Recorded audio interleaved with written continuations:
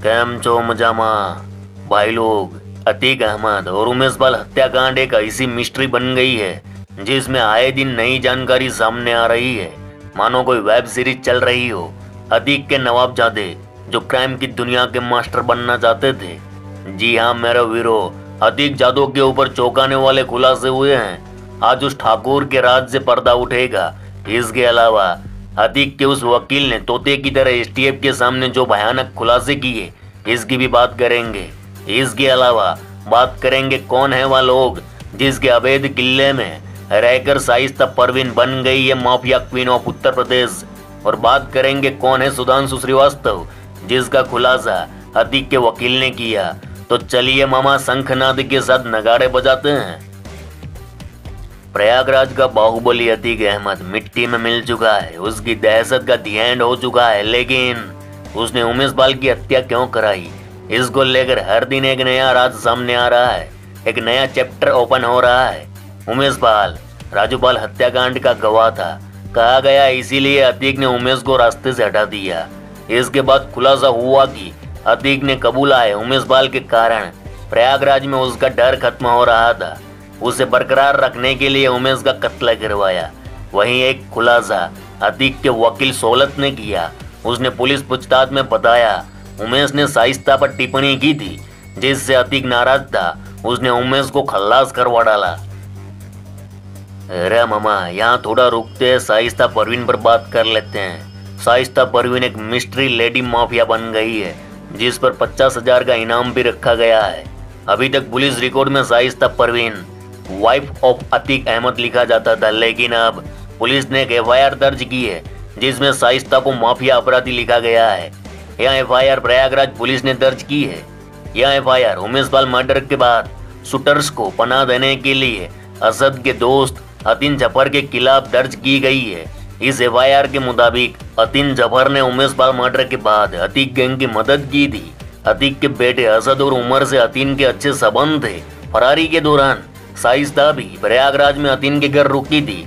यही नहीं, अतीक के शूटर्स ने भी अतीन के घर पर पनाह ली थी। अतीन को पुलिस ने 2 मई को गिरफ्तार किया था। इसके खिलाफ दर्ज एफआईआर में शाइस्ता को माफिया बताया गया है और अब जल्द ही पुलिस शाइस्ता का नाम यूपी के टॉप माफियाओं की लिस्ट में डालने की तैयारी कर रही है। इधर कहा जा रहा है कि शाइस्ता ने अपना पूरा गैंग बना लिया है। कहा तो यह भी जा रहा है कि शाइस्ता के साथ हथियारबंद लोग चल रहे हैं। शाइस्ता के साथ अतीक गैंग के शूटर भी है। शाइस्ता का सबसे खास शूटर साबिर भी है जिस पर 5 लाख रुपए का इनाम है। कहा जा रहा है कि पुलिस से बचने के लिए शाइस्ता बुर्का पहनी हुई महिलाओं का सहारा ले रही है। अरे बाबा, ये बुर्काधारी महिलाओं वाला सहारा है ना, अतीक के पास भी नहीं था। बुर्के की आड़ में अब तक शाइस्ता पूरे सिस्टम को चुनौती दे आई और इसी बुर्के की आड़ में वो बार बार बच भी रही है। अब ये भी जान लो कि शाइस्ता किस तरह से अतीक गैंग को ऑपरेट कर रही थी। शाइस्ता के बारे में अतीक के वकील सोलत हनीफ ने बड़ा खुलासा किया है। सोलत हनीफ के मुताबिक शाइस्ता परवीन अतीक के धंधे संभाल रही थी। अतीक के वकील ने और एक सनसनी खुलासा किया है कि अतीक गैंग में वसूली का जिम्मा शाइस्ता पर था। बताया गया कि शाइस्ता के कहने पर हनीफ वसूली करता था और एक शख्स से 1 करोड़ रुपये वसूले गए। पैसा नहीं मिलने पर शाइस्ता फोन कर धमकी भी देती थी। यानी अतीक के जिंदा रहते वह अंडरवर्ल्ड की दुनिया के सारे पैंतरे सीख चुकी थी, इसीलिए तो आज वह पूरे गैंग को आगे बढ़ा रही है। शाइस्ता के बारे में दावा किया जा रहा है कि उसने अपनी करीबी महिलाओं का एक गुट तैयार किया है। यह महिलाएं शाइस्ता के इशारे लोगों को डराती है, धमकाती है। ऐसी एक महिला है जाहिदा बेगम। जाहिदा बेगम के बारे में कहा जा रहा है कि वह शाइस्ता की सबसे करीबी है और जाहिदा बेगम के पास शाइस्ता के हर काम की जानकारी है। सूत्रों के हवाले से और एक खुलासा हुआ है कि शाइस्ता के सहारे अतीक गैंग के लोग फिर से एक्टिव हो रहे हैं। अब ये दावा किया जा रहा है कि शाइस्ता के इशारे अतीक गैंग के गुंडे फिर से जमीनों पर कब्जा करना, वसूली करने का काम की पूरी तैयारी कर रहे हैं। प्रयागराज और खासकर अतीक के गढ़ चकिया में फिर से अतीक के गुंडे वसूली और धमकाने के काम पर लग गए हैं। अरे मामा, माफिया अतीक के गैंग में शाइस्ता का बोलबाला था। शाइस्ता जो चाहती थी अतीक वही करता था। उमेश बाल की हत्या के पीछे भी एक वजह शाइस्ता बताई जा रही है। इसके बारे में भी अतीक के वकील सोलद हनीफ ने खुलासा किया है। सोलद हनीफ उम्र कैद की सजा काट रहा है। पुलिस पूछताछ में सोलद हनीफ ने बताया कि उमेश पाल ने शादी के समारोह में शाइस्ता की बेइज्जती की थी। सोलद के बयान के मुताबिक उमेश पाल ने शादी के समारोह में शाइस्ता पर कुछ कमेंट किया था। शाइस्ता की बेइज्जती से अतीक और अशरफ बौखला गए। बरेली जेल में बंद अशरफ ने गुड्डू मुस्लिम को बुलाया। गुड्डू मुस्लिम ने वहां अशरफ और अतीक की उमेश पाल से फोन पर बात कराई, जहां फोन पर अतीक ने उमेश पाल को गालियां दी और अंजाम भुगतने के लिए कहा। इसी के बाद बरेली जेल में उमेश पाल मर्डर की प्लानिंग की गई, ऐसा कहा जा रहा है। सोलद हनीफ के मुताबिक अगर उमेश पाल ने शाइस्ता की बेइज्जती ना की होती तो शायद वह कुछ और दिन जिंदा रहता। रे बाबा, शाइस्ता कितनी शातिर है, इस बात का अंदाजा इससे लगता है कि शाइस्ता ने अतीक और अशरफ के जनाजे में भी शामिल होने की कोशिश की थी। 15 अप्रैल को कहा जा रहा है कि जब अतीक और अशरफ की हत्या हुई थी और 16 अप्रैल को शाइस्ता प्रयागराज पहुंच गई थी। प्रयागराज में शाइस्ता असद के दोस्त अतीन के घर रुकी थी। अब उस ठाकुर का खुलासा करने जा रहा हूं, लेकिन इससे पहले ये जान लीजिए कि अतीक का चौथा बेटा भी यूपी स्टेट की रडार पर आ चुका है, जो अभी नाबालिग है और बाल सिदार गृह में अपने भाई के साथ बंद है। अतीक के तीनों बेटे असद, उमर और अली की तरह उसके चौथे बेटे को भी ना सिर्फ हत्या की साजिश का पता था, बल्कि वह खुद इसका राजदार था। ये पता तब चला जब एक आईफोन मिला जिसमें लिखा था ठाकुर 008@icloud.com।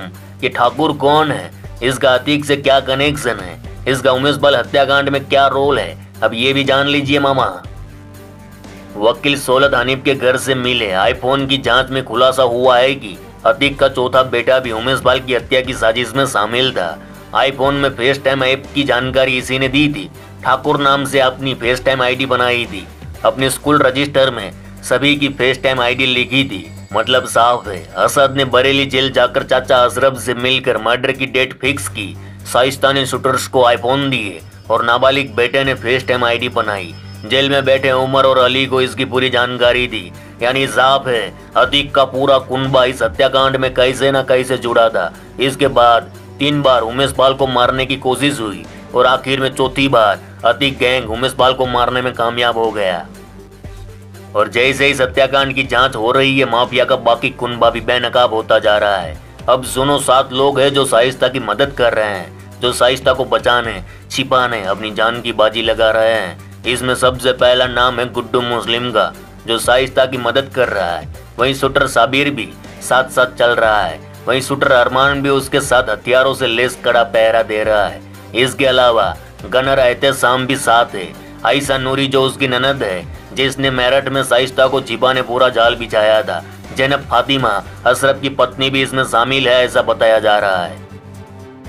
अरे मामा, अतीक को गुजरे 22 दिन कहाँ है शाइस्ता परवीन, पूरा भारत पूछ रहा है।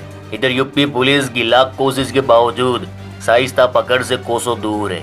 प्रयागराज में रहकर अपना पूरा सिंडिकेट ऑपरेट करने वाला माफिया इसी शहर की मिट्टी में दफन हो गया। लेकिन इसकी हत्या के 22 दिन गुजर जाने के बाद भी उसकी पत्नी शाइस्ता परवीन का किसी को कुछ पता नहीं। वो भी तब जब पुलिस की टीम तेजी से उसे तलाशने में जुटी है। यहाँ सूत्रों के हवाले से एक बात सामने आई है कि कोई तो है जो शाइस्ता को बचा रहा है, उसे पुलिस से छिपाने के लिए ठिकाने बता रहा है, और अगर पुलिस वहाँ पहुँचती है तो वहाँ से भगाने में भी मदद कर रहा है। अरे मामा, पुलिस इन्वेस्टिगेशन में साफ हो गया है कि कोई तो ऐसी शख्सियत है जो पावरफुल है और हर वक्त शाइस्ता के साथ चल रहा है। तभी तो 25 अप्रैल को जब यूपी एसटीएफ ने शाइस्ता को पकड़ने के लिए प्रयागराज के पास हटवा में जब छापा मारा तो अचानक मस्जिद से एक ऐलान हुआ और बुर्का पहनी औरतों की भीड़ ने पुलिस टीम को घेर लिया।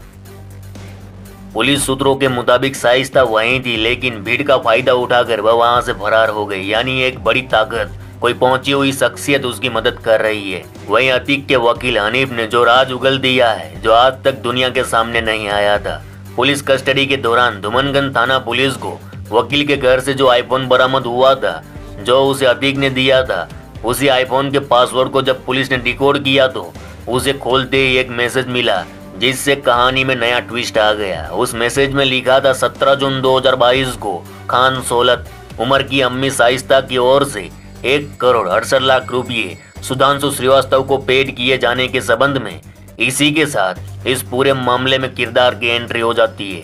वह है सुधांशु श्रीवास्तव, जिसे शाइस्ता करीब 2 करोड़ देती है। हैरानी की बात इसलिए है क्योंकि अतीक दूसरों से पैसे वसूलता था। ऐसे में शाइस्ता ने किसी को इतनी बड़ी रकम क्यों दी? सबसे बड़ा सवाल यही है कि सुधांशु श्रीवास्तव है कौन?